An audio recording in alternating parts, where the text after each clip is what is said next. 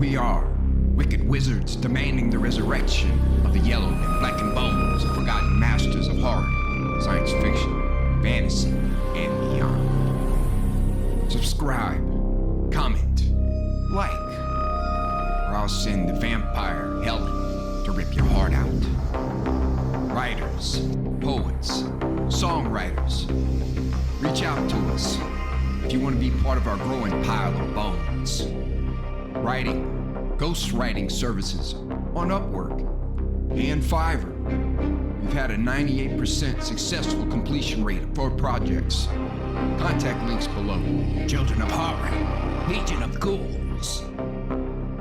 We proudly present MYTHOS Mayhem, an event honoring the Cthulhu mythos created by the great H.P. Lovecraft. Enjoy. The Call of Cthulhu by H.P. Lovecraft. Found among the papers of the late Francis Wayland Thurston of Boston.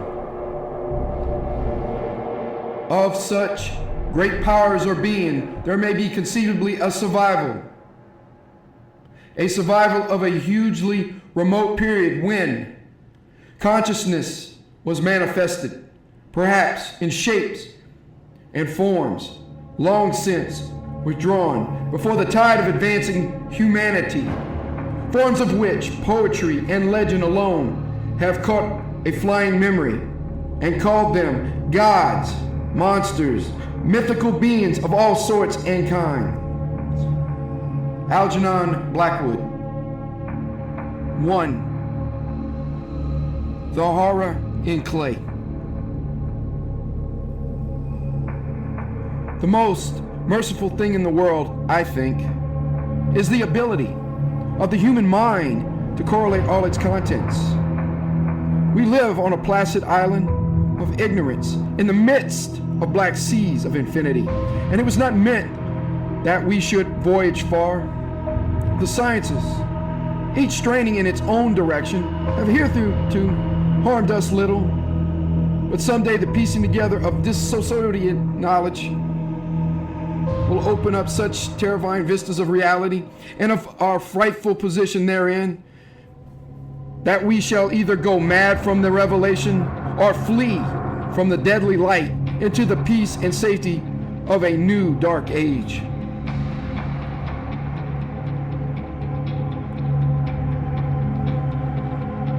Theosophists have guessed at the awesome grandeur of the cosmic cycle wherein our world and human race form transient incidents.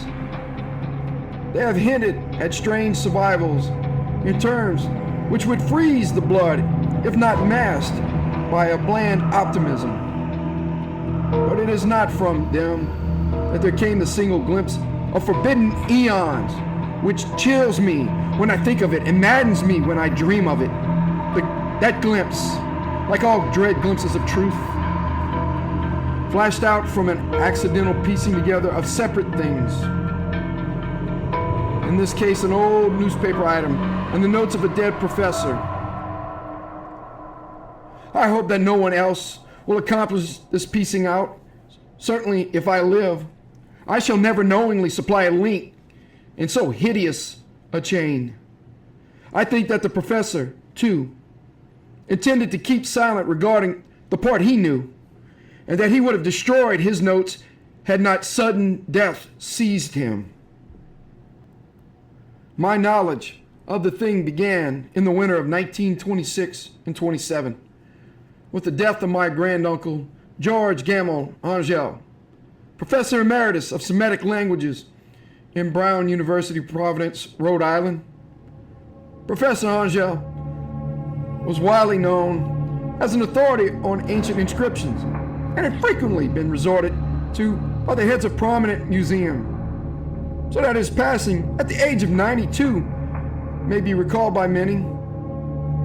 Locally, interest was intensified by the obscurity of the cause of death.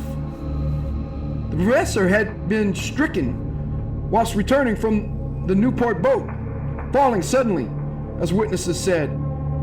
after having been jostled by a nautical-looking Negro who had come from one of the queer dark courts on the precipitous hillside which formed a short cut from the waterfront to the deceased home in William Street. Physicians were unable to find any visible disorder, but concluded, after perplexed debate, that some obscure lesion of the heart, induced by the brisk ascent of so steep a hill by so elderly a man, was responsible for the end. At the time, I saw no reason to dissent from this dictum, but latterly am inclined to wonder, and more than wonder. As my granduncle's heir and executor, for he died a childless widower, I was expected to go over his papers with some thoroughness. For that purpose, moved this entire set of files and boxes to my quarters in Boston. Much of the material, which I correlated, will be later published by the American Archaeological Society. But there was one box which I found exceedingly puzzling, and which I felt much averse from shewing to other eyes. It had been locked, and I did not find the key till it occurred to me to examine the personal ring which the professor carried always in his pocket. Then indeed I succeeded in opening it, but when I did so, seemed only to be confronted by a greater and more closely locked barrier. For what could be the meaning of the queer clay bas-relief and the disjointed jottings, ramblings, and cuttings which I found? Had my uncle, in his latter years, become credulous of the most superficial impostors? I resolved to search out the eccentric sculptor responsible for this apparent disturbance of an old man's peace of mind. The bas-relief was a rough, rectangular, less than an inch thick and about 5 by 6 inches in area, obviously of modern origin. Its designs, however, were far from modern in atmosphere and suggestion.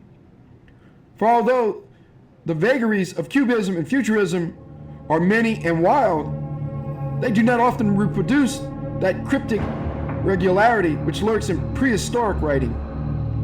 And writing of some kind, the bulk of these designs seem certainly to be, though my memory, despite such much familiarity with the papers and the collections of my uncle, failed in any way to identify this particular species, or even to hint at its remotest affiliations. Above these apparent hieroglyphics was a figure of evidently pictorial intent, though its impressionistic execution forbade a very clear idea of its nature. It seemed to be a sort of monster, a symbol representing a monster, of a form which only a diseased fancy could conceive.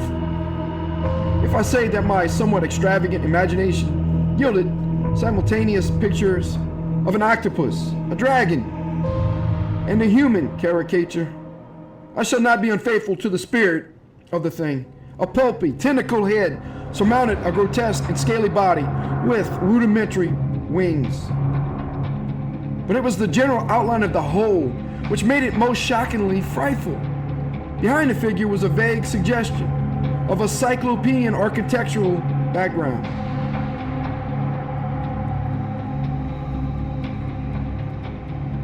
The writing accompanying this oddity was, aside from a stack of press cuttings, in Professor Angel's most recent hand, and made no pretense to literary style. What seemed to be the main document was headed Cthulhu Cult, in characters painstakingly printed to avoid the erroneous reading of a word so unheard of. The manuscript was divided into two sections. The first of which was headed 1925 Dream and Dream Work of H.A. Wilcox, 7 Thomas Street, Providence, Rhode Island. And the second, Narrative of Inspector John R. Lagrassi, 121 Bienville Street, New Orleans, Louisiana, at 1908 AAS meeting. Notes on same and Professor Webb's account.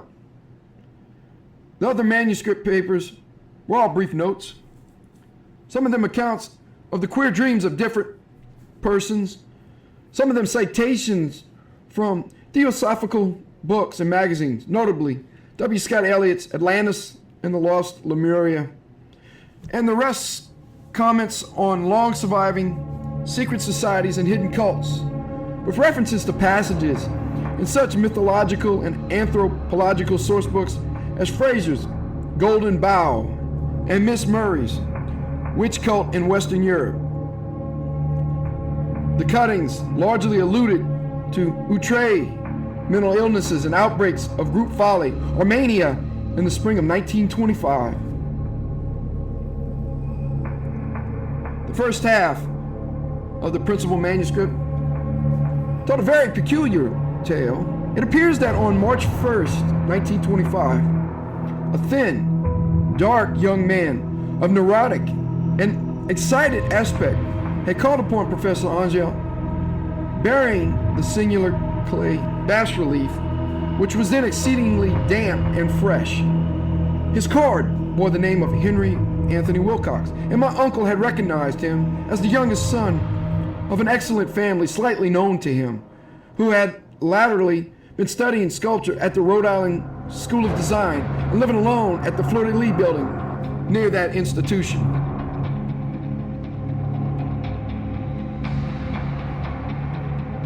Wilcox was a precocious youth of known genius but great eccentricity, and had from the childhood excited attention through the strange stories and odd dreams he was in the habit of relating. He called himself psychically hypersensitive, but the statefolk of the ancient commercial city dismissed him as merely queer. Never mingling much with his kind, he had dropped gradually from social visibility and was now known only to a small group of atheists from the other towns. Even the Providence Art Club, anxious to preserve its conservatism, had found him quite hopeless. On the occasion of the visit, ran the professor's manuscript, the sculptor abruptly asked for the benefit of his host's archaeological knowledge in identifying the hieroglyphics on the bas-relief. He spoke in a dreamy, stilted manner, which suggested pose and alienated sympathy. And my uncle shewed some sharpness in replying, for the conspicuous freshness of the tablet implied kinship with anything but archaeology. Young Wilcox's rejoinder, which impressed my uncle enough to make him recall and record it verbatim, was of a fantastically poetic cast, which must have typified his whole conversation, and which I have since found highly characteristic of him. He said, "It is new, indeed, for I made it last night, in a dream of strange cities, and dreams are older than brooding Tyre, or the contemplative Sphinx, or garden-girdled Babylon." It was then that he began that rambling tale which suddenly played upon a sleeping memory and won the fevered interest of my uncle. There had been a slight earthquake tremor the night before, the most considerable felt in New England for some years, and Wilcox's imagination had been keenly affected. Upon retiring, he had had an unprecedented dream of great cyclopean cities of Titan blocks and sky-flung monoliths, all dripping with green ooze and sinister with latent horror. Hieroglyphics had covered the walls and pillars, and from some undetermined point below had come a voice that was not a voice, a chaotic sensation which only fancy could transmute into sound, but which he attempted to render by the almost unpronounceable jumble of letters, Cthulhu Fathagan. This verbal jumble was the key to the recollection, which excited and disturbed Professor Angel. He questioned the sculptor with scientific minuteness and studied with almost frantic intensity the bas-relief on which the youth had found himself working. Chilled and clad only in his nightclothes when waking had stolen bewilderingly over him, my uncle blamed his old age. Wilcox afterwards said, for his slowness in recognizing both hieroglyphics and pictorial design. Many of his questions seemed highly out of place to his visitor, especially with those which tried to connect the latter with strange cults or societies. And Wilcox could not understand the repeated promises of silence, which he was offered in exchange for an admission of membership in some widespread mystical or paganly religious body. When Professor Angel became convinced that the sculptor was indeed ignorant of any cult or system of cryptic lore, he besieged his visitor with demands for future reports of dreams. This bore regular fruit, for after the first interview, the manuscript records daily calls of the young man, during which he related startling fragments of nocturnal imagery whose burden was always some terrible cyclopean vista of dark and dripping stone, with a subterranean voice or intelligent shouting monotonously in enigmatical sense impacts, uninscribable save as gibberish. The two sounds most frequently repeated are those rendered by the letters Cthulhu and R'lyeh. On March 23rd, the manuscript continued. Wilcox failed to appear, and inquiries at his quarters revealed that he had been stricken with an obscure sort of fever and taken to the home of his family in Waterman Street. He had cried out in the night, rousing several other office artists in the building, and had manifested since then only alternations of unconsciousness and delirium. My uncle at once telephoned the family, and from that time forward kept close watch of the case, calling often at the Thayer Street office of Dr. Toby, whom he learned to be in charge. The youth's febrile mind, apparently, was dwelling on strange things, and the doctor shuddered now and then as he spoke of them. They included not only a repetition of what he had formerly dreamed, but touched wildly on a gigantic thing miles high, which walked or lumbered about. He at no time fully described this object, but occasional frantic words, as repeated by Dr. Toby, convinced the professor that it must be identical with the nameless monstrosity he had sought to depict in his dream sculpture. Reference to this object, the doctor added, is invariably a prelude to the young man's subsidence into lethargy. His temperature, oddly enough, was not greatly above normal, but his whole condition was otherwise such as to suggest true fever rather than mental disorder. On April 2nd, at about 3 p.m., every trace of Wilcox's malady suddenly ceased.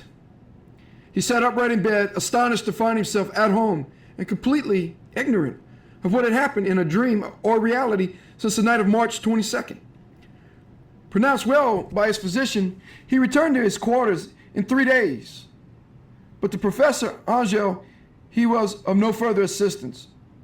All traces of strange dreaming had vanished with his recovery, and my uncle kept no record of his night thoughts after a week of pointless and irrelevant accounts of thoroughly usual visions. Here, the first part of the manuscript ended, but references to certain of the scattered notes gave me much material for thought, so much, in fact, that only the ingrained skepticism then forming my philosophy can account for my continued distrust of the artist. The notes in question were those descriptive of the dreams of various persons, covering the same period that in which Wilcox had had his strange visitations. My uncle, it seems, had quickly instituted a prodigiously far-flung body of inquiries amongst nearly all the friends whom he could question without impertinence, asking for nightly reports of their dreams and the dates of any notable visions for some time past. The reception of his requests seems to have been varied, but he must, at the very least, have received more responses than any ordinary man could have handled without a secretary. This original correspondence was not preserved, but his notes formed a thorough and really significant digest. Average people in society and business, New England's traditional salt of the earth, gave an almost completely negative result. though scattered cases of uneasy but formless nocturnal impressions appear here and there, always between March 23rd and April 2nd, the period of young Wilcox's delirium. Scientific men were a little more affected, though 4 cases of vague description suggest fugitive glimpses of strange landscapes, and in one case, there is mentioned a dread of something abnormal. It was from the artists and poets that the pertinent answers came, and to know that panic would have broken loose had they been able to compare notes. As it was, lacking their original letters, I have suspected the compiler of having asked leading questions or of having edited the correspondence in corroboration of what he had lately resolved to see. That is why I continued to feel that Wilcox, somehow cognizant of the old data which my uncle had possessed, had been imposing on the veteran scientists. These responses from atheists told a disturbing tale. From February 28th to April 2nd, a large proportion of them had dreamed very bizarre things. The intensity of the dreams being immeasurably the stronger during the period of the sculptor's delirium. Over a fourth of those who reported anything reported scenes and half sounds not unlike those Wilcox had described. And some of the dreamers confessed acute fear of the gigantic, nameless thing visible toward the last. One case, which the note describes with emphasis, was very sad. The subject, a widely known architect, with leanings toward theosophy and occultism, went violently insane on the date of Wilcox's seizure and expired several months later after incessant screamings to be saved from some escaped denizen of hell. Had my uncle referred to these cases by name instead of merely by number, I should have attempted some corroboration and personal investigation. But as it was, I succeeded in tracing down only a few. All of these, however, bore out the notes in full. I have often wondered if all the objects of the professor's questioning felt as puzzled as did this fraction. It is well that no explanation shall ever reach them. The press cuttings, as I have intimated, touched on cases of panic, mania, eccentricity during the given period. Professor Angel must have employed a cutting bureau, for the number of extracts was tremendous and the sources scattered throughout the globe. Here was a nocturnal suicide in London, where a lone sleeper had leapt from a window after a shocking cry. Here likewise, a rambling letter to the editor of a paper in South America, where a fanatic deduces a dire future from visions he has seen. A dispatch from California describes a theosophist colony as donning white robes en masse for some glorious fulfillment which never arrives. Whilst items from India speak guardedly of serious native unrest toward the end of March, voodoo orgies multiply in Haiti, and African outposts report ominous mutterings. American officers in the Philippines find certain tribes bothersome about this time, and New York policemen are mobbed by hysterical Levantines on the night of March 22nd and 23rd. The west of Ireland, too, is full of wild rumor and legendary, and a fantastic painter named Ordwa Bonnet hangs a blasphemous dream landscape in the Paris Spring Salon of 1926. And so numerous are the recorded troubles in insane asylums that only a miracle can have stopped the medical fraternity from noting strange parallelisms and drawing mystified conclusions. A weird bunch of cuttings, all told.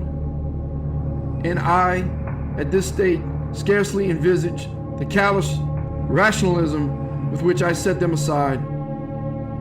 But I was then convinced that young Wilcox had known of the older matters mentioned by the professor. 2. The tale of Inspector Lagrasse. The older matters which had made the sculptor's dream and bas relief so significant to my uncle, formed the subject of the second half of his long manuscript. Once before, it appears, Professor Angel had seen the hellish outlines of the nameless monstrosity, puzzled over the unknown hieroglyphics, and heard the ominous syllables which can be rendered only as Cthulhu. And all this in so stirring and horrible a connection that it is small wonder he pursued young Wilcox with queries and demands for data. The earlier experience had come in 1908, 17 years before, when the American Archaeological Society held its annual meeting in St. Louis. Professor Angel, as befitted one of his authority and attainments, had had a prominent part in all the deliberations, and was one of the first to be approached by the several outsiders who took advantage of the convocation to offer questions for correct answering and problems for expert solution. The chief of these outsiders, and in a short time the focus of interest for the entire meeting, was a commonplace-looking middle-aged man who had traveled all the way from New Orleans for certain special information unobtainable from any local source. His name was John Raymond Lagrosse, and he was, by profession, an inspector of police. With him bore the subject of his visit a grotesque, repulsive, and apparently very ancient stone statuette, whose origins he was at a loss to determine. It must not be fancied that Inspector Lagrosse had the least interest in archaeology. On the contrary, his wish for enlightenment was prompted by purely professional considerations. The statuette, idol, fetish, or whatever it was, had been captured some months before in the wooded swamps south of New Orleans during a raid on a supposed voodoo meeting, and so singular and hideous were the rites connected with it that the police could not but realize that they had stumbled on a dark cult, totally unknown to them, and infinitely more diabolic than even the blackest of the African voodoo circles. Of its origin, apart from the erratic and unbelievable tales extorted from the captured members, absolutely nothing was to be discovered. Hence the anxiety of the police for any antiquarian lore which might help them to place the frightful symbol and through it track down the cult to its fountainhead. Inspector Lagrosse was scarcely prepared for the sensation which his offering created. One sight of the thing had been enough to throw the assembled men of science into a state of tense excitement, and they lost no time in crowding around him to gaze at the diminutive figure, whose utter strangeness and air of genuine abysmal antiquity hinted so potently at unopened and archaic vistas. No recognized school of sculptor had animated this terrible object, yet centuries and even thousands of years seemed recorded in its dim and greenish surface of unplaceable stone.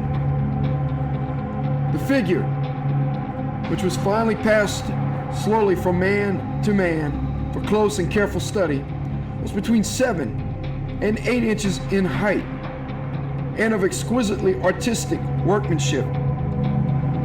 It represented a monster of vaguely anthropoid outline, but with an octopus-like head, whose face was a mass of feelers, a scaly, rubbery-looking body, prodigious claws on hind and forefeet, and long, narrow wings behind. This thing, which seemed instinct with a fearsome and unnatural malignancy, was of a somewhat bloated corpulence, and squatted evilly on a rectangular block or pedestal covered with undecipherable characters.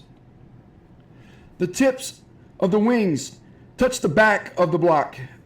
The seat occupied the center, whilst the long, curved claws of the doubled up, crouching hind legs gripped the front edge and extended a quarter of the way down toward the bottom of the pedestal.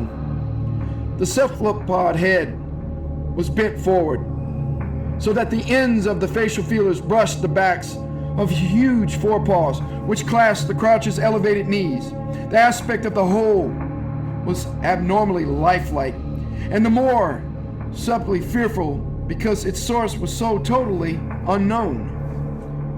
Its vast, awesome, and incalculable age was unmistakable. Yet, not one link did it shoot with any known type of art belonging to civilization's youth, or indeed to any other time. Totally separate and apart, its very material was a mystery. For the soapy, greenish black stone, with its golden or iridescent flakes and striations, resembled nothing familiar to geology or mineralogy. The characters along the base were equally baffling, and no member present, despite a representation of half the world's expert learning in the field, could form the least notion of even their remotest linguistic kinship. They, like the subject and material, belonged to something horribly remote and indistinct from mankind as we know it, something frightfully suggestive of old and unhallowed cycles of life in which our world and our conceptions have no part. And yet, as the members severely shook their heads and confessed defeat at the inspector's problem, there was one man in that gathering who whispered a touch of bizarre familiarity in the monstrous shape and writing, and who presently told with some diffidence of the odd trifle he knew. This person was the late William Channing Webb, professor of anthropology in Princeton University, and an explorer of no slight note. Professor Webb had been engaged 48 years before in a tour of Greenland and Iceland in search of some runic inscriptions which he failed to unearth, and whilst high up on the West Greenland coast had encountered a singular tribe or cult of degenerate Eskimo whose religion, a curious form of devil worship, chilled him with its deliberate bloodthirstiness and repulsiveness. It was a faith of which other Eskimo knew little, and which they mentioned only with shudders, saying that it had come down from horribly ancient eons, before ever the world was made. Besides nameless rites and human sacrifices, there were certain queer, hereditary rituals addressed to a supreme elder devil, or Tornosuk, and of this Professor Webb had taken a careful phonetic copy from an aged Andruka, or wizard priest, expressing the sounds in Roman letters as best he knew how. But just now, of prime significance was the fetish which this cult had cherished, and around which they danced when the aurora leaped high over the ice cliffs. It was, the professor stated, a very crude, bass-like relief of stone, comprising a hideous picture and some cryptic writing. And so far as he could tell, it was a rough parallel in all essential features of the bestial thing now lying before the meaning. This data, received with suspense and astonishment by the assembled members, proved doubly exciting to Inspector Legras, and he began at once to ply his informant with questions. Having noted and copied an oral ritual among the swamp cult worshippers his men had arrested, he besought the professor to remember as best he might the syllables taken down amongst the diabolist Eskimo. There then followed an exhaustive comparison of details and a moment of really awed silence when both detective and scientist agreed on the virtual identity of the phrase common to two hellish rituals so many worlds of distance apart.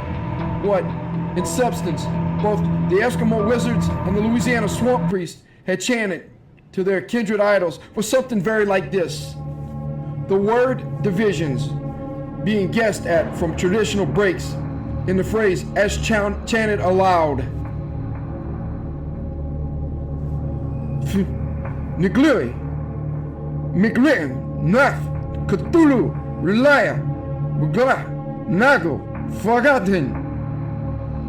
Legrassi at one point in advance of Professor Webb, for several among his mongrel prisoners had repeated to him what older celebrants had told them the words meant.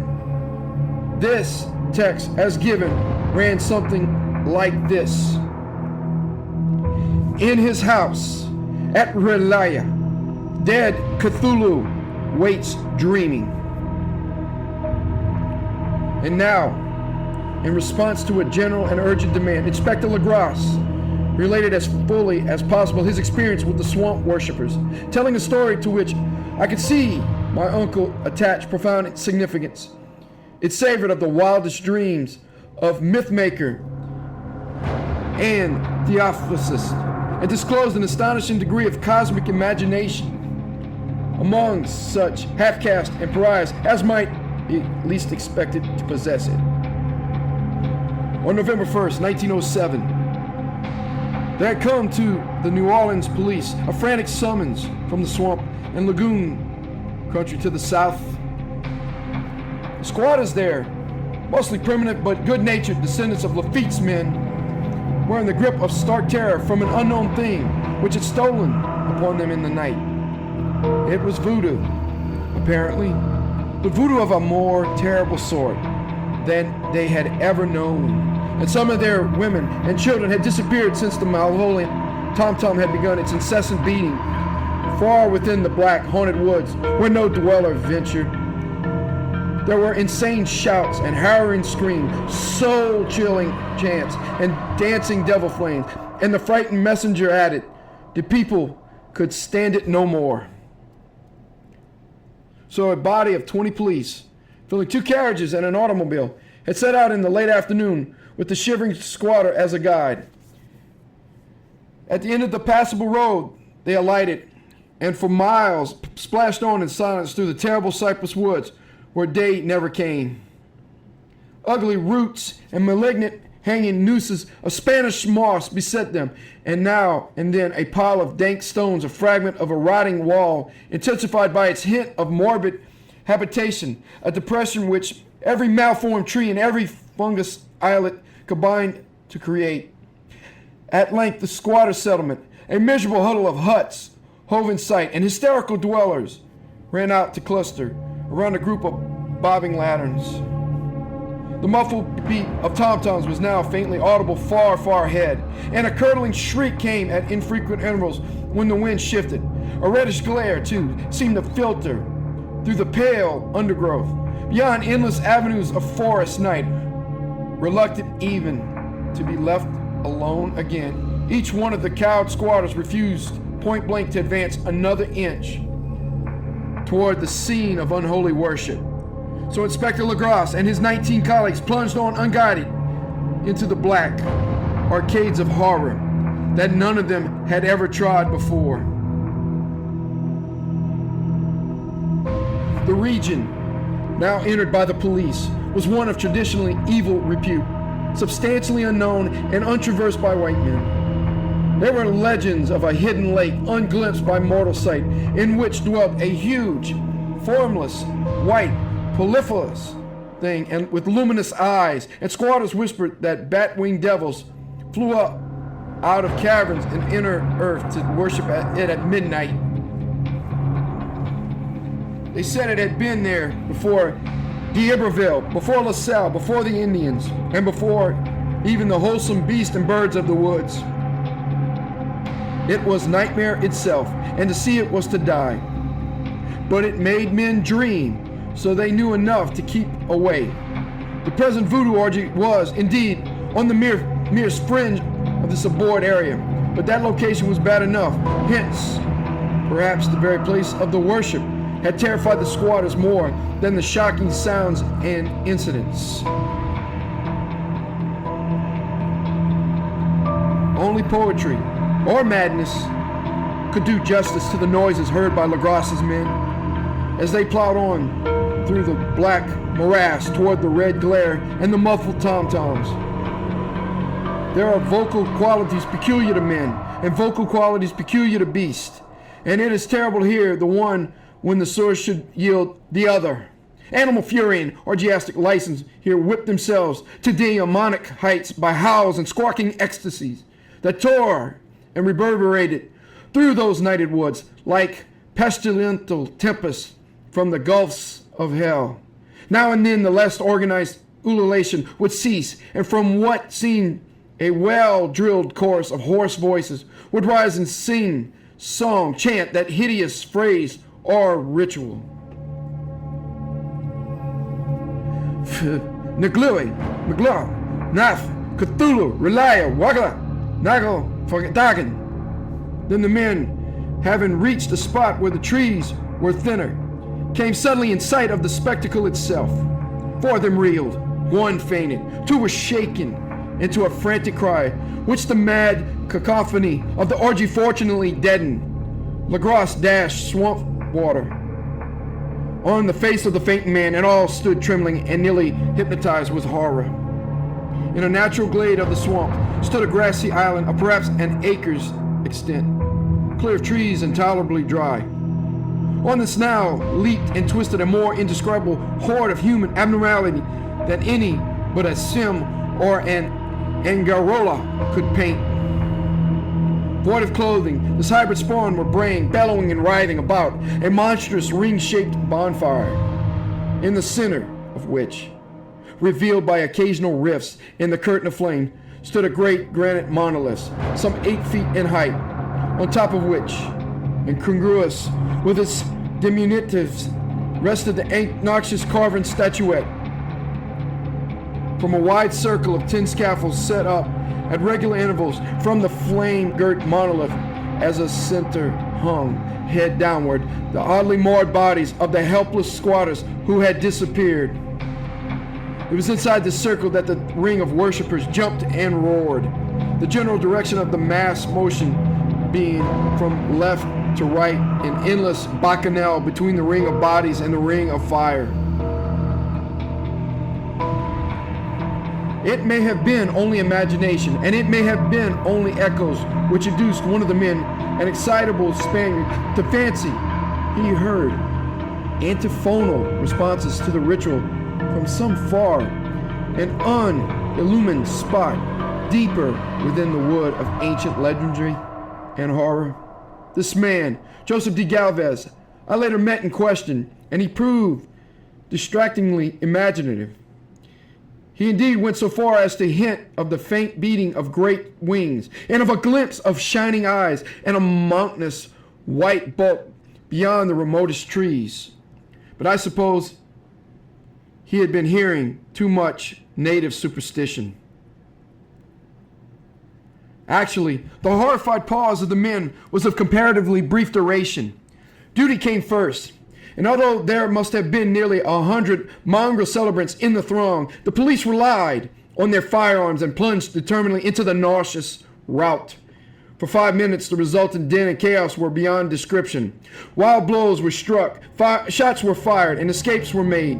But in the end, Lagros was able to count some 47 sullen prisoners, whom he forced to dress in haste and fall into line between 2 rows of policemen.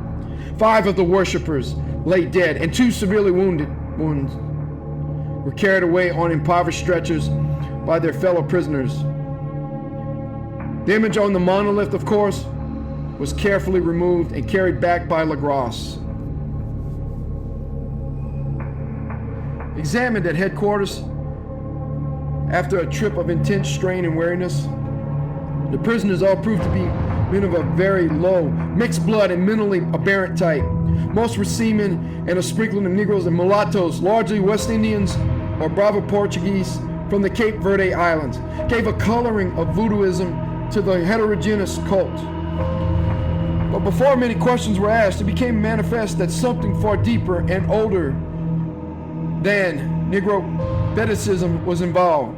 Degraded and ignorant as they were, the creatures held with surprising consistency to the central idea of their loathsome faith. They worshiped, so they said, the great old ones, who lived ages before there were any men, and who came to the young world out of the sky. Those old ones were gone now, inside the earth and under the sea, but their dead bodies had told their secrets in dreams to the first men who formed a cult which had never died. This was that cult, and the prisoners said it was always existed and always would exist, hidden in distant wastes and dark places all over the world, until the time when the great priest Cthulhu, from his dark house in the mighty city of Relay, under the waters, should rise and bring the earth again beneath his sway. Someday he would call, when the stars were ready, and the secret cult would always be waiting to liberate him. Meanwhile, no more must be told. There was a secret which even torture could not extract. Mankind was not absolutely alone amongst the conscious things of earth, for shapes came out of the dark to visit the faithful few. But these were not the great old ones. No man had ever seen the old ones. The carven idol was great Cthulhu, but none might say whether or not the others were precisely like him. No one could read the old writing now, but things were told by word of mouth. They chanted ritual was not the secret. That was never spoken aloud, only whispered. The chant meant only this: in his house at Relaya, dead Cthulhu waits dreaming. Only 2 prisoners were found sane enough to be hanged, and the rest were committed to various institutions. All denied a part in the ritual murders and averred that the killing had been done by black-winged ones, which had come to them from their immemorial meeting place in the haunted wood. But of those mysterious allies, no coherent account could ever be gained. What the police did extract came mainly from an immensely aged mestizo named Castro, who claimed to have sailed to strange ports and talked with undying leaders of the cult in the mountains of China. Old Castro remembered bits of hideous legend that paled the speculations of Theophilus and made man and the world seem recent and transient indeed. There had been eons when other things ruled on the earth, and they had had great cities. Remains of them, he said the deathless Chinaman had told him, were still to be found as cyclopean stones on islands in the Pacific. They had all died vast epochs of time before men came. But there were arts which could revive them when the stars had come round again to the right positions in the cycle of eternity. They had indeed come themselves from the stars and brought their images with them. These great old ones, Castro continued, were not composed altogether of flesh and blood. They had shape, for did not this star-fashioned image prove it? But that shape was not made of matter. When the stars were right, they could plunge from the world to the world through the sky. But when the stars were wrong, they could not live. But although they no longer live, they would never really die. They all lay in stone houses in their great city of Relaya, preserved by the spells of mighty Cthulhu, for a glorious resurrection when the stars and the earth might once more be ready for them. But at that time, some force from outside must serve to liberate their bodies. The spells that preserved them intact likewise prevented them from making an initial move, and they could only lie awake in the dark and think whilst uncounted millions of years rolled by. They knew all that was occurring in the universe, but their mode of speech was transmitted thought. Even now, they talked in their tombs. When, after infinities of chaos, the first men came, the great old ones spoke to the sensitive among them by molding their dreams, for only thus could their language reach the fleshy minds of mammals. Then, whispered Castro, those first men formed the cult around small idols, which the great ones shewed them.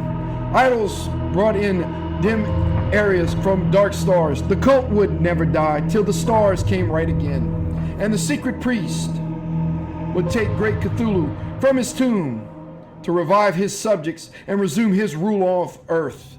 The time would be easy to know, for then mankind would have become as the great old ones, free and wild and beyond good and evil, with laws and morals thrown aside and all men shouting and killing and reveling in joy. Then the liberated old ones would teach them new ways to shout and kill and revel and enjoy themselves, and all the earth would flame with a holocaust of ecstasy and freedom. Meanwhile, the cult, by appropriate rites, must keep alive the memory of those ancient ways and shadow forth the prophecy of their return.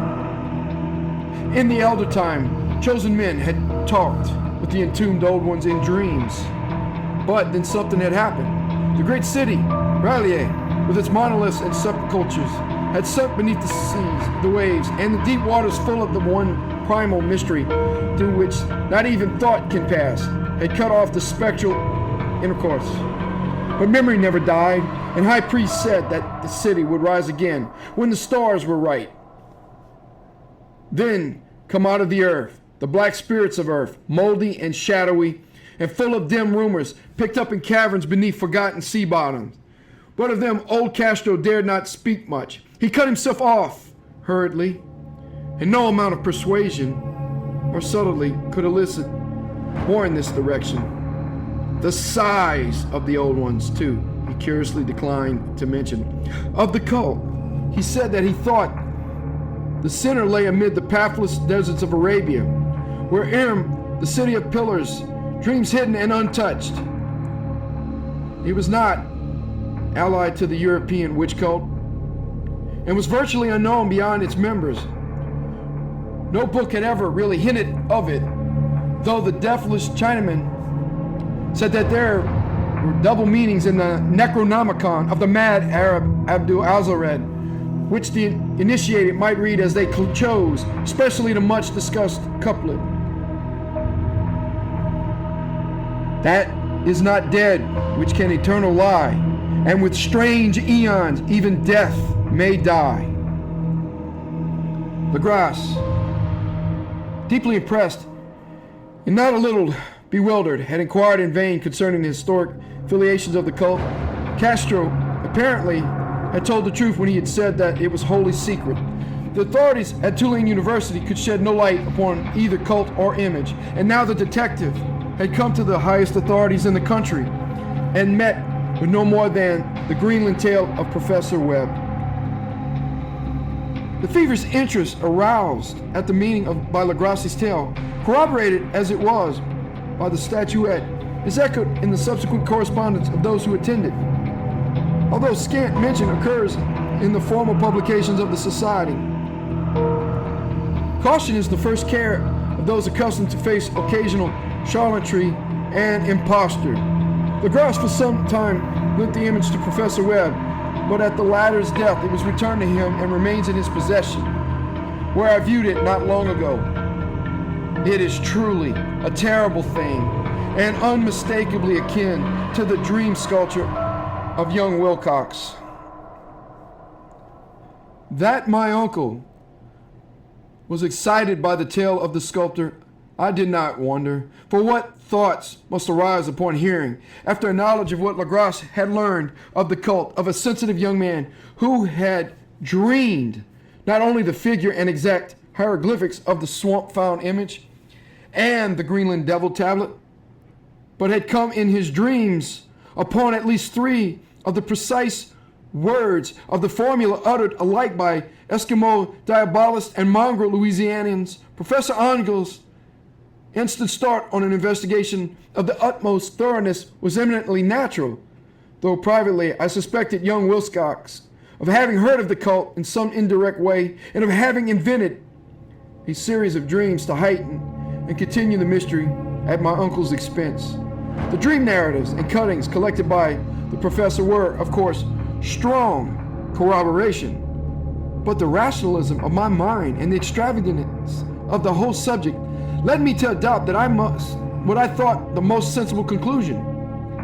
So, after thoroughly studying the manuscript again, and correlating the theosophical and anthropological notes with the cult narratives of Legacy, I made a trip to Providence to see the sculptor and give him the rebuke I thought proper for so boldly imposing upon a learned and aged man. Wilcox still lived alone in the fleur-de-lis building in Thomas Street, a hideous Victorian imitation of 17th century Breton architecture which flaunts its stuccoed front amidst the lovely colonial houses on the ancient hill and under the very shadow of the finest Georgian steeple in America. I found him at work in his rooms and at once conceded from the specimens scattered about that his genius is indeed profound and authentic. He will, I believe, sometime be heard from as one of the great decadents, for he has crystallized in clay and will one day mirror in marble those nightmares and fantasies which Arthur Machen evokes in prose and Clark Ashton Smith makes visible in verse and in painting. Dark, frail, and somewhat unkempt in aspect, he turned languidly at my knock and asked me my business without rising. When I told him who I was, he displayed some interest, for my uncle had excited his curiosity in probing his strange dreams, yet had never explained the reason for the study. I did not enlarge his knowledge in this regard, with some subtlety to draw him out. In a short time, I became convinced of his absolute sincerity, for he spoke of the dreams in a manner none could mistake. They and their subconscious residuum had influenced his art profoundly, and he shewed me a marble statue whose contours almost made me shake with the potency of its black suggestion. He could not recall having seen the original of this thing except in his own dream bas relief. But the outlines had formed themselves insensibly under his hands. It was, no doubt, the giant shape he had raved of in delirium. That he really knew nothing of the hidden cult, save from what my uncle's relentless catechism had let fall, he soon made clear. And again, I strove to think of some way in which he could possibly have received the weird impressions. He talked of his dreams in a strangely poetic fashion, making me see with terrible vividness the damp, cyclopean city of slimy green stone, whose geometry, he oddly said, was all wrong. And here, with frightened expectancy, the ceaseless, half-mental calling from underground, Cthulhu Fatagan, Cthulhu Fatagan. These words had formed part of that dread ritual which told of dead Cthulhu dream vigil in his stone vault at Relia, and I felt deeply moved despite my rational beliefs. I was sure had heard of the cult in some casual way, and had soon forgotten in amidst the mass of his equally weird reading and imagining. Later, by virtue of its sheer impressiveness, it had found subconscious expressions in dreams, in the bas relief, and in the terrible statue I now beheld, so that his imposture upon my uncle had been a very innocent one. The youth was of a type, at once slightly affected and slightly ill-mannered, which I could never like, but I was willing enough now to admit both his genius and his honesty. I took leave of him amicably and wished him all the success his talent promises.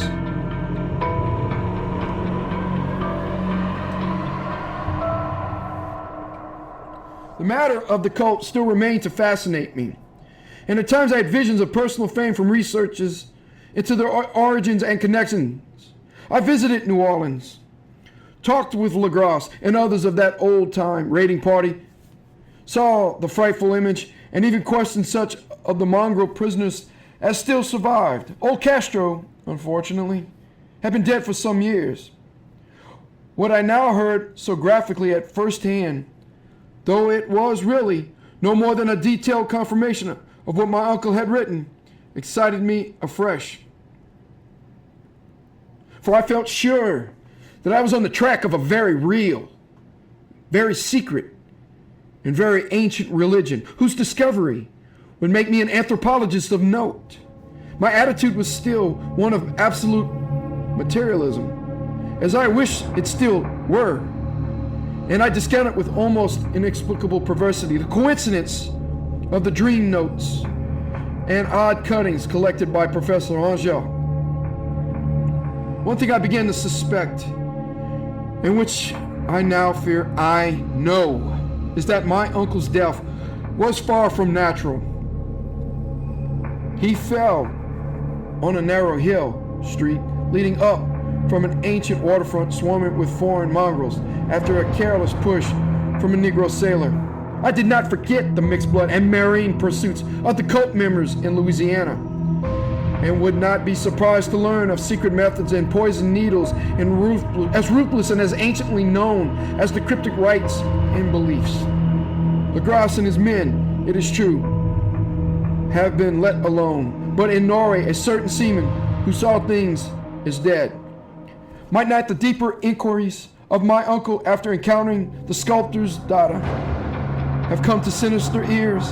I think Professor Angel died because he knew too much, or because he was likely to learn too much.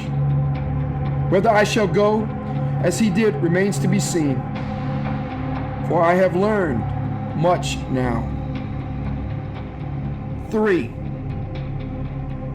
The madness from the sea.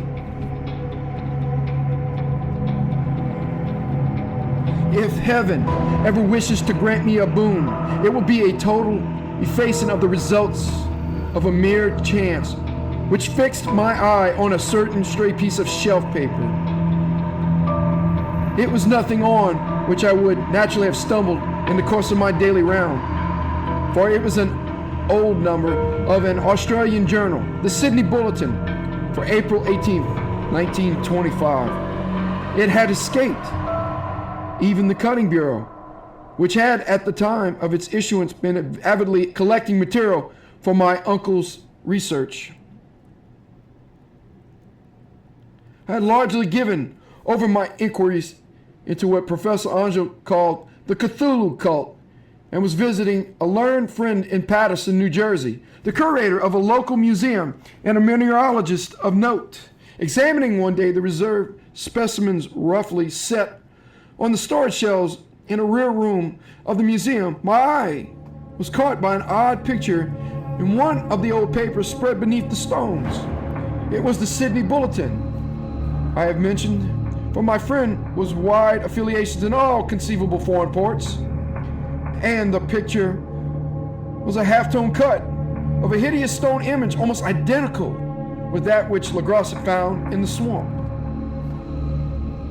Eagerly clearing the sheet of its precious contents, I scanned the item in detail and was disappointed to find it of only moderate length. What it suggested, however, was of portentous insignificance to my flagging quest, and I carefully tore it out for immediate action. It read as follows: Mystery derelict found at sea. Vigilant arrives with helpless armed New Zealand yacht in tow. One survivor and dead man found aboard. Tale of desperate battle and deaths at sea. Rescued seaman refuses particulars of strange experience. Odd idol found in his possession. Inquiry to follow. The Morrison Company's freighter Vigilant, bound from Valparaiso, arrived this morning at its wharf in Darling Harbor, having in tow the battered and disabled but heavily armed steam yacht Alert of Dunedin NZ, which was sighted April 12th in south latitude 32 degrees 21 minutes west, longitude 152 degrees 17 minutes, with one living and one dead man aboard. The Vigilant left Valparaiso March 25th and on April 2nd was driven considerably south of her course by exceptionally heavy storms and monster waves. On April 12th, the derelict was sighted, and though apparently deserted, was found upon boarding to contain one survivor in a half-delirious condition and one man who had evidently been dead for more than a week. The living man was clutching a horrible stone idol of unknown origin, about a foot in height, regarding whose nature authorities at Sydney University, the Royal Society, and the museum in College Street all profess complete bafflement, and which the survivor says he found in the cabin of the yacht in a small carved shrine of common pattern. This man, after recovering his senses, told an exceedingly strange story of piracy and slaughter.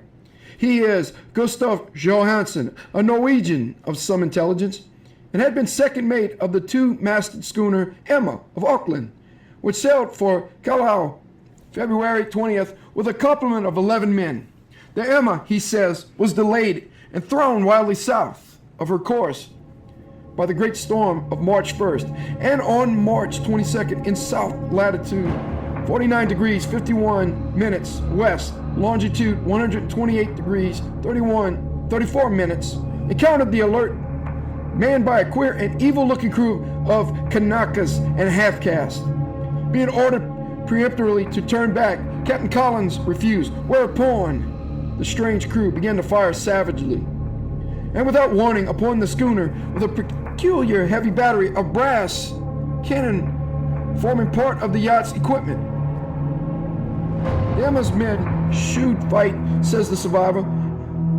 Though the schooner began to sink from shots beneath the waterline, they managed to heave alongside their enemy and board her, grappling with the savage crew on the yacht's deck and being forced to kill them all, the number being slightly superior because of their particularly abhorrent and desperate, though rather clumsy, mode of fighting. 3 of the Emma's men, including Captain Collins and First Mate Green, were killed, and the remaining 8, under Second Mate Johansson, proceeded to navigate the captured yacht, going ahead in their original direction to see if any reason for their ordering back had existed. The next day, it appears they raised and landed on a small island, although none is known to exist in that part of the ocean. And 6 of the men somehow died ashore, though Johansson is clearly reticent about this part of the story and speaks only of their falling into a rock chasm. Later, it seems, he and one companion boarded the yacht and tried to manage her, but were beaten about by the storm of April 2nd. From that time till his rescue on the 12th, the man remembers little, and he does not even recall when William Britton, his companion, died. Brighton's death reveals no apparent cause and was probably due to excitement or exposure. Cable advices from Dunedin report that the Alert was well known there as an island trader and bore an evil reputation along the waterfront. It was owned by a curious group of half-caste whose frequent meetings and night trips to the woods attracted no little curiosity, and it had set sail in great haste just after the storm and earth tremors on March 1st. Our Auckland correspondent gives the Emma and her crew an excellent reputation, and Johansson is described as a sober and worthy man. The Admiralty will institute an inquiry on the whole matter beginning tomorrow, in which every effort will be made to induce Johansson to speak more freely than he has done hitherto. This was all, together with the picture of the hellish image. But what a train of ideas it started in my mind. Here were new treasures of data on the Cthulhu cult and evidence that it had strange interest at sea as well as on land. What motive prompted the hybrid crew to order back the Emmas they sailed about with their hideous idol? What was the unknown island on which 6 of the Emma's crew had died, about which the mate Johansson was so secretive? What had the Vice Admiral's investigation brought out, and what was known of the noxious cult in Dunedin? And most marvelous of all, what deep and more than natural linkage of dates was this, which gave a malign and now undeniable significance to the various turns of events so carefully noted by my uncle? March 1st, our February 28th, according to the international dateline, the earthquake and storm had come. From Dunedin, the Alert and her noise crew had darted eagerly forth, as if the imperiously summoned. And on the other side of the earth, poets and artists had begun to dream of a strange, dank, cyclopean city, whilst a young sculptor had molded in his sleep the form of the dreaded Cthulhu. March 23rd, the crew of the Emma landed on an unknown island and left 6 men dead. And on that date, the dreams of sensitive men assumed a heightened vividness and darkened with dread of a giant monster's malign pursuit, whilst an architect had gone mad and a sculptor had lapsed suddenly into delirium. And what of this storm of April 2nd, the date of which all dreams of the dank city ceased, and Wilcox emerged unharmed from the bondage of strange fever?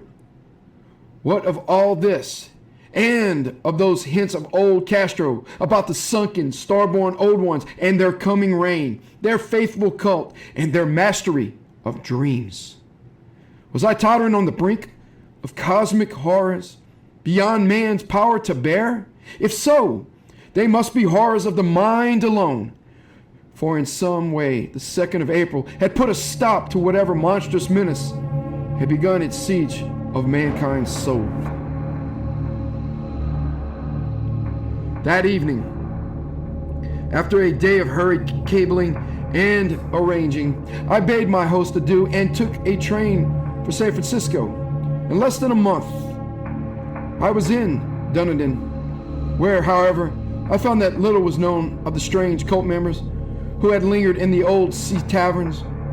Waterfront scum was far too common for special mention, though there was vague talk about one inland trip these mongrels had made, during which faint drumming and red flame were noted on the distant hills.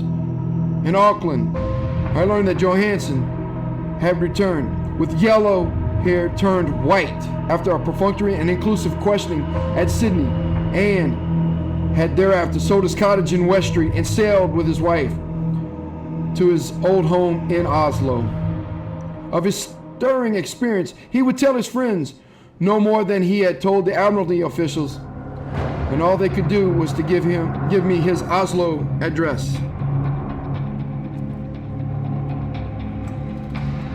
After that, I went to Sydney and talked profusely with seamen and members of the Vice Admiralty Court. I saw the Alert now sold and in commercial use at Circular Quay in Sydney Cove, but gained nothing from its non-committal bulk. The crouching image with its cuttlefish head, dragon body, scaly wings, and hieroglyph pedestal was preserved in the museum at Hyde Park, and I studied it long and well, finding it a thing of balefully exquisite workmanship, and with the same utter mystery, terrible antiquity, and unearthly strangeness of material which I had noted in Lagrasse's smallest specimen. Geologists, the curator told me, found it a monstrous puzzle, for they vowed that the world held no rock like it. Then I thought with a shudder what old Castro had told Lagrasse about the primal great ones. They had come from the stars and had brought their images with them. Shaken with such a mental revolution as I had never before known, I now resolved to visit mate Johansson in Oslo. Sailing for London, I re-embarked at once for the Norwegian capital, and one autumn day landed at the trim wharves in the shadow of the Egberg. Johansson's address, I discovered, lay in the old town of King Harald Hardrada, which kept alive the name of Oslo during all the centuries that the greater city masqueraded as Christiania.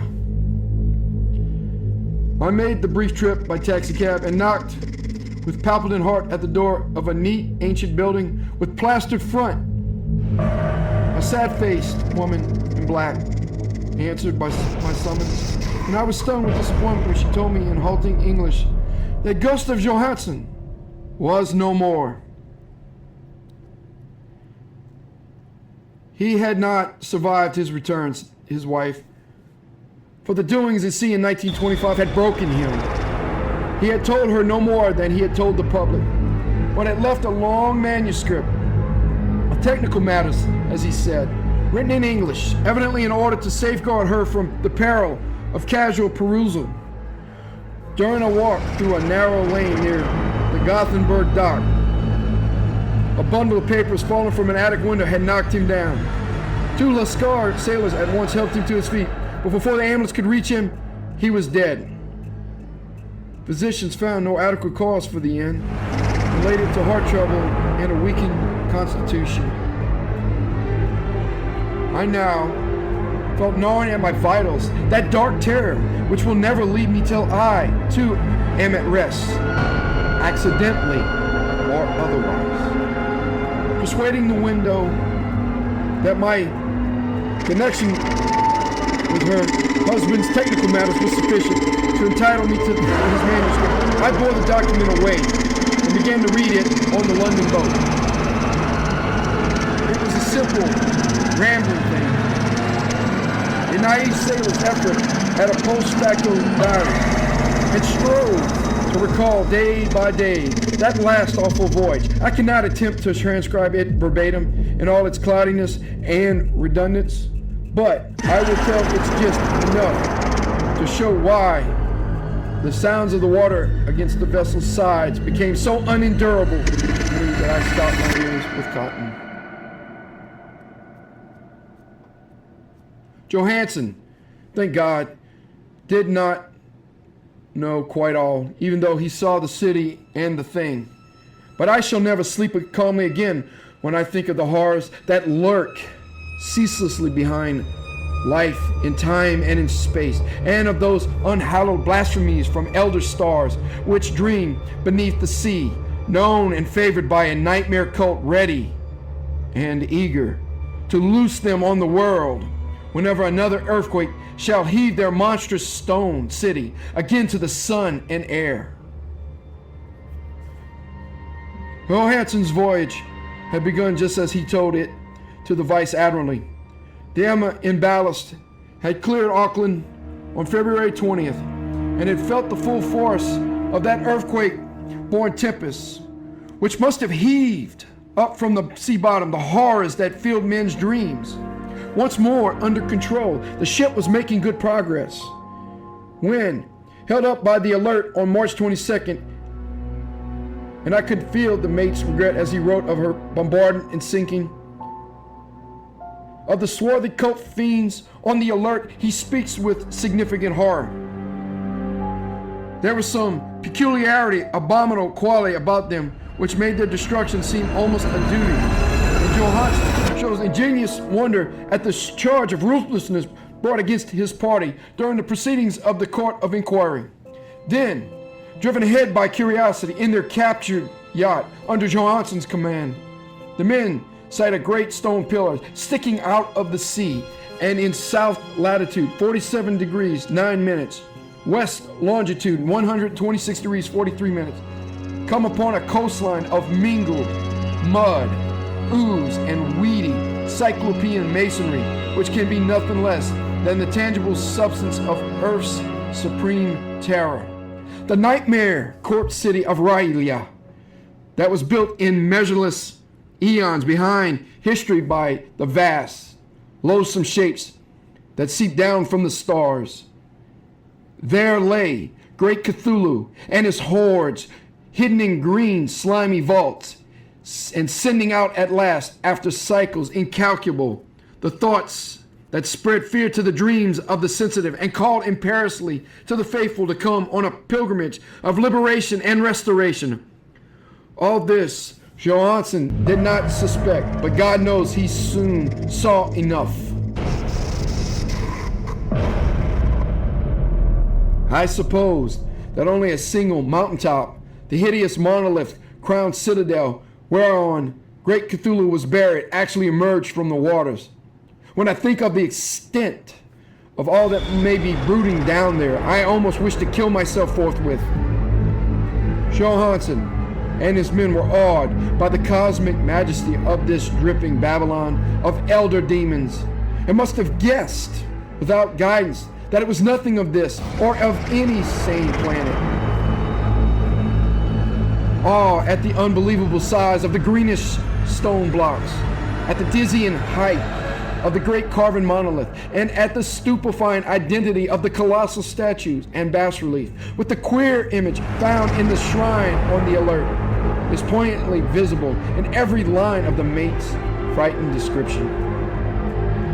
Without knowing what futurism is like, Johansson achieved something very close to it when he spoke of the city, for instead of describing any definite structure or building, he dwells only on broad impressions of vast angles and stone surfaces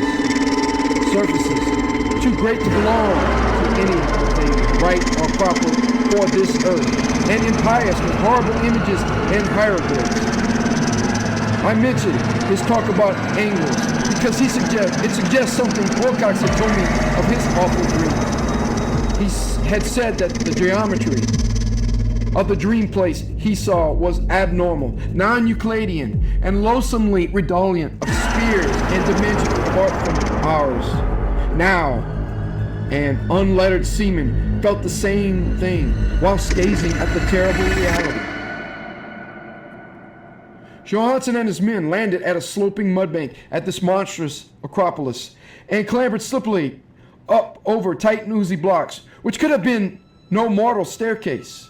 The very sun of heaven seemed distorted when viewed through the polarizing miasma welling out from this sea-soaked perversion, and twisted menace and suspense lurked leeringly in those crazily elusive angles of carven rock, where a second glance showed concavity after the first showed convexity.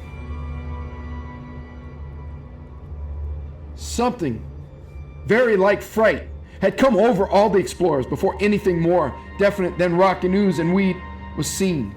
Each would have fled had he not feared the scorn of the others, and it was only half-heartedly that they searched, and vainly, as it proved, for some portable souvenir to bear away. It was Rodriguez, the Portuguese, who climbed up the foot of the monolith and shouted of what he had found. The rest followed him and looked curiously at the immense carved door with the now familiar squid dragon bas-relief. It was, Johansson said, like a great barn door, and they all felt that it was a door because of the ornate lintel, threshold, and jambs around it. Though they could not decide whether it was lay flat like a trapdoor or slantwise like an outside cellar door. As Wilcox would have said, the geometry of the place was all wrong. One could not be sure that the sea and the ground were horizontal. Hence the relative position of everything else seemed phantasmally variable. Bryden pushed at the stone in several places without result. Then Donovan felt over it delicately around the edge, pressing each point separately as he went. He climbed interminably along the grotesque stone molding. That is, one would call it climbing if the thing was not, after all, horizontal, and the men wondered how any door in the universe could be so vast. Then, very softly and slowly, the acre great panel began to give inward at the top, and they saw that it was balanced. Donovan slid or somehow propelled himself down or along the jamb and rejoined his fellows, and everyone watched the queer recession of the monstrously carven portal. In this fantasy of prismatic distortion, it moved anomalously in a diagonal way, so that all the rules of matter and perspective seemed upset. The aperture was black with a darkness almost material. The tenebrousness was indeed a positive quality, for it obscured such parts of the inner walls as ought to have been revealed, and actually burst forth like smoke from its eon-long imprisonment, visibly darkening the sun as it slunk away into the shrunken and gibbous sky on flapping membranous wings. The odor arising from the newly opened depths was intolerable, and at length the quick-eared Hawkins thought he heard a nasty slopping sound down there. Everyone listened, and everyone was listening still when it lumbered slobberingly into the sight and gropingly squeezed its gelatinous green immensity a black doorway into the tainted outside air of that poison city of madness. Poor Johansson's handwriting almost gave out when he wrote this.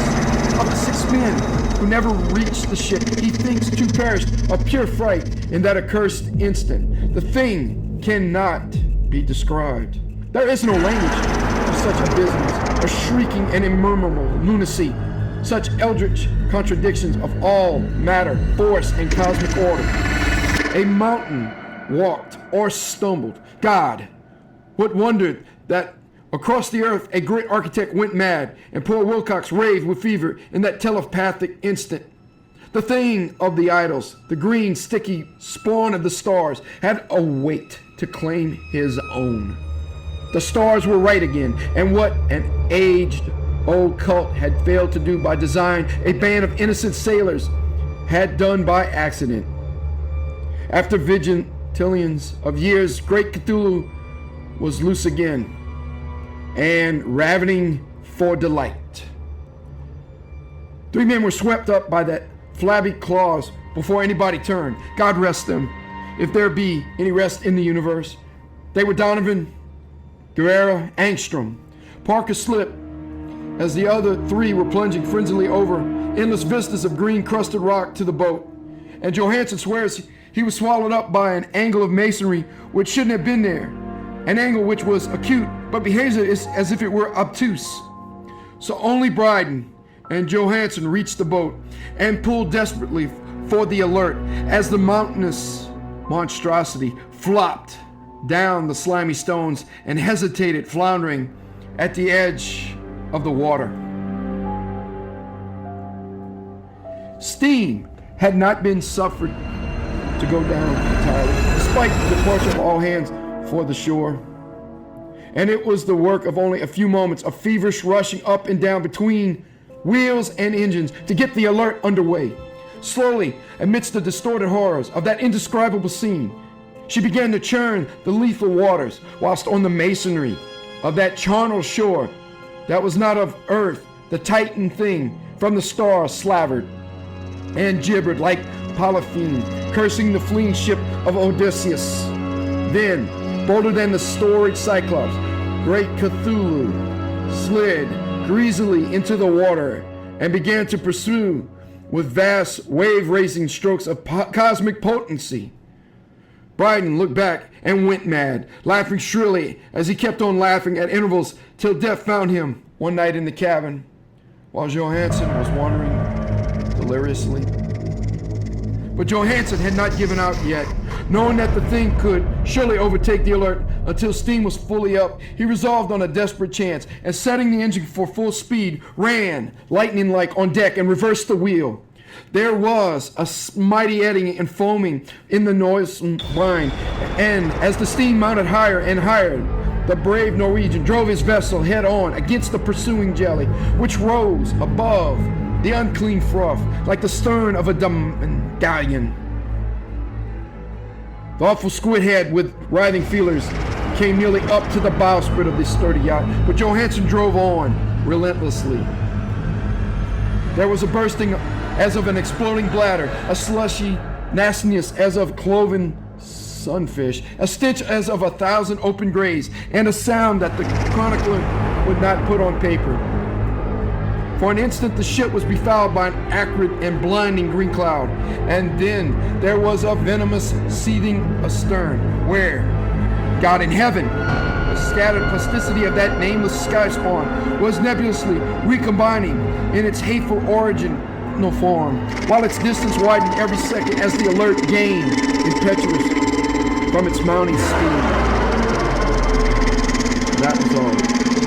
After that, Johansson only brooded over the idol in the cabin and attended to a few matters of food for himself and the laughing maniac by his side. He did not try to navigate after the first bold flight, for the reaction had taken something out of his soul. Then came the storm of April 2nd and a gathering of the clouds above his consciousness. There was a sense of spectral whirling through liquid gulfs of infinity, of dizzying rides through reeling universes, on a comet's tail, and of hysterical plunges from the pit to the moon, and from the moon back again to the pit, all livened by a cachinnating chorus of the distorted, hilarious elder gods and the green, bat-winged mocking imps of Tartarus. Out of that dream came rescue. The Vigilant, the Vice Admiralty Court, the streets of Dunedin, and the long voyage back home to the old house by the Eggberg. He could not tell. They would think him mad. He would write of what he knew before death came, but his wife must not guess. Death would be a boon if only it could blot out the memories. That was the document I read, and now I have placed it in the tin box beside the bas-relief in the papers of Professor Angle. With it shall go this record of mine, this test of my own sanity, wherein is pieced together that which I hope may never be pieced together again. I have looked upon all the universe has to hold of horror, and even the skies of spring and the flowers of summer must ever afterward poison me. But I do not think my life will be long. As my uncle went, as poor Johansson went, so I shall go. I know too much, and the cult still lives. Cthulhu still lives too. I suppose again in that chasm of stone which has shielded him since the sun was young. His accursed city and sunken once more, for the Vigilant sailed over the spot after the April storm. But his ministers on earth still bellow and prance and slay around idol-capped monoliths in lonely places. He must have been trapped by the sinking whilst within his black abyss, or else the world would be by now be screaming with fright and frenzy. Who knows the end? What has risen may sink, and what has sunk may rise. Loathsomeness waits and dreams in the deep, and decay spreads over the tottering cities of men. A time will come, but I must not and cannot think. Let me pray that, if I do not survive this manuscript, my executors may put caution before audacity, and see that it no other.